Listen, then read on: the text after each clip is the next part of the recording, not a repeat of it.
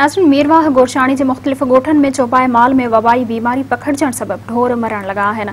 वधीक तफ़सील लाइ ॾिसूं था ही रिपोर्ट।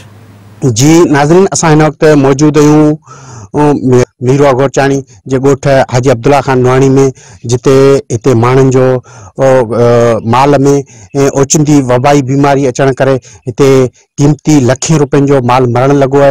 ऐं हिते गवर्नमेंट जे तरफां जोड़ियल जेके सरकारी अस्पतालूं आहिनि उन्हनि मां हिते जे माण्हुनि खे को बि लाभ न मिली सघियो आहे। अचो त हिते ॻोठाणनि सां पाण ॻाल्हि मुआर करियूं त हुननि जो वधीक छा चवणु आहे। असीं ॻोठाणा सभु गॾिजी अपील था करियूं त ई माल असांजे सॼो ग़रीब माण्हू राज सभु पियो हिते तंग थिए, माल उन्हनि जो मरे पियो, न को दवा न दारू न कंहिं का बि को वसवारो को का बि असांखे माना का बि सहूलियत कोन्हे। माल ईअं मरे पियो, ई माना साह भरियूं शयूं आहिनि ऐं वीचारनि माण्हुनि मिसकिननि जी मिल्कियत बि आहे, सभु शइ इहा ई आहे।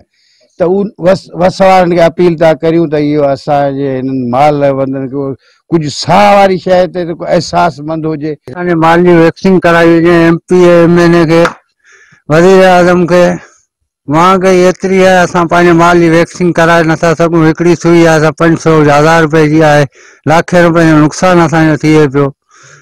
महिरबानी करे असांखे कुझु मदद ॾिनी वञे सरकार जे तरफ़ां। असांजो माल इहा ॾींहुं घटिबो वञे, मरंदो वञे, लखें रुपए जूं मेंहूं ढगा ॿकरियूं।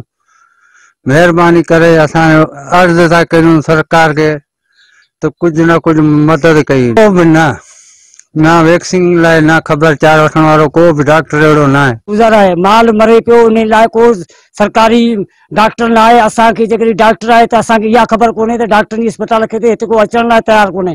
महिरबानी करे वसवारनि खे अपील थी कजे असांजे ॻोठ जे माण्हू माल जी मदद कई वञे। कैमरामैन सैयद नवाज़ अली शाह सां गॾु मुज़फ़र नवाणी, महरान TV, मीरवाह।